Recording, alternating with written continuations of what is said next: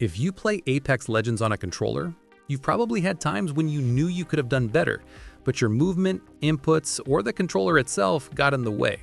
Don't worry, I'm here to help. Today I'll share 11 practical tips that can quickly make you a stronger controller player in Apex. These are real habits that pros and top players use every day. Stick with me, and by the end of this, you'll have some new tricks to add to your game. Let's get started. One of the most frustrating things about playing Apex on a controller is how many actions are tied to the same button. Reviving, reloading, opening doors, all on one input. That means you can be in the middle of an intense fight, and instead of reloading, your character tries to open the door or revive a teammate. Huge problem. The fix? Pay attention to your prompts. If you're up against a door and want to reload, shift your view just slightly away from the door or back up a little until the reload option shows. It's a small adjustment, but it'll save you in clutch moments. Next, let's talk about sensitivity.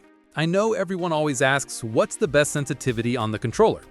Truth is, there's no one-size-fits-all answer, but there are a few proven setups that most players, from casuals to pros, rely on. The most common are 4-4 Classic, 4-3 Linear, and 5-4 Classic if you like things a little faster. If your aim already feels comfortable, don't force yourself to switch. But if you're not happy with your consistency, give one of these a shot for a few days.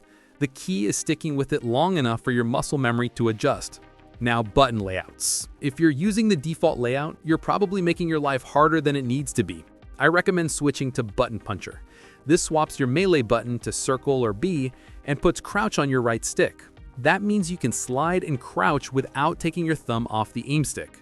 If you don't play claw or use paddles, this setup is a game changer. It just makes your movement flow much more naturally. On controller, standing still while looting is one of the easiest ways to get yourself killed. There's a simple trick. Hit interact, then immediately jump. If you do it right, you'll still be able to open the box, but your legend will hop, making you harder to hit while you armor swap or grab something quickly. It's awkward at first, but once it becomes muscle memory, you'll never go back.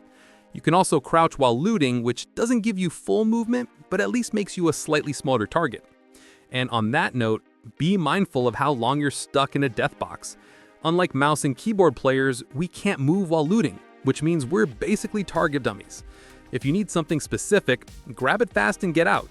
Don't hang around and scroll. That's how you get beamed. Let's talk about gunfights. Even though hipfire got nerfed a while back, it's still really strong on most weapons within 10 to 15 feet. SMGs, ARs, you name it. The benefit of hip firing is that you strafe way faster than when you're ADS, which makes you harder to hit. If you're the type of player who scopes in for every single fight, try breaking that habit. Up close, hip firing is often the smarter move. And that ties into the next point. Controllers shine in close-range fights.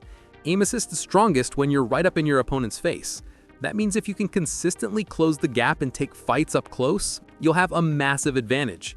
Of course, you still want to be solid at mid-range, but your bread and butter will always be close combat. Crouch spamming. It feels flashy, but in reality, it often makes you easier to hit. Think about it. If your enemy is aiming center mass, when you crouch, you're basically putting your head right where their bullets are. Instead of spamming crouch, focus on unpredictable strafes. Mix up short and wide movements, left and right, so your enemy never knows exactly where you'll be. That unpredictability is what really throws people off. Another habit you should build is holstering your weapon more often. When your weapons are away, you run faster, you get fewer dead slides, and you can even climb higher walls. A lot of players never do this because they're worried they'll run into someone and be unarmed. But if you have good awareness, this shouldn't be a problem. Practice pulling your gun in and out as you move across the map. It'll make your movement feel way more fluid. Wall bounces. Almost everyone knows how to do them, but very few players actually use them mid-fight. The key is to practice them so much that they become second nature. Slide at an angle, jump at the wall, look at it, then jump again and turn away. It feels awkward at first, but once you build it into your gameplay, you'll start surprising enemies left and right. Here's a quick quality of life tip. Keep the survival slot turned on. This makes your heat shields and respawn beacons way easier to use since they're on your D-pad instead of buried in your inventory. Unless you're obsessed with inspecting your heirloom, this is just a smarter option. Controllers thrive in close quarters, so having a shotgun or SMG is almost non-negotiable. Right now, the Peacekeeper, Car, and Prowler are top-tier choices. But even rifles like the R301 or Flatline can get the job done if you're comfortable with it. And finally, let's talk about settings. 2 easy changes. Crank your FOV to at least 100 so you see more of your surroundings, and turn off vibration. Playing without vibration makes aiming feel smoother and more consistent. Small adjustments like these stack up and really polish your gameplay. And there you have it, 11 controller tips that will instantly make you a better Apex Legends player. Some are small details, some are game-changing habits. But if you put them all together, you'll notice a huge difference in your fights. Practice them, stick with them, and you'll be shocked at how much cleaner your gameplay feels.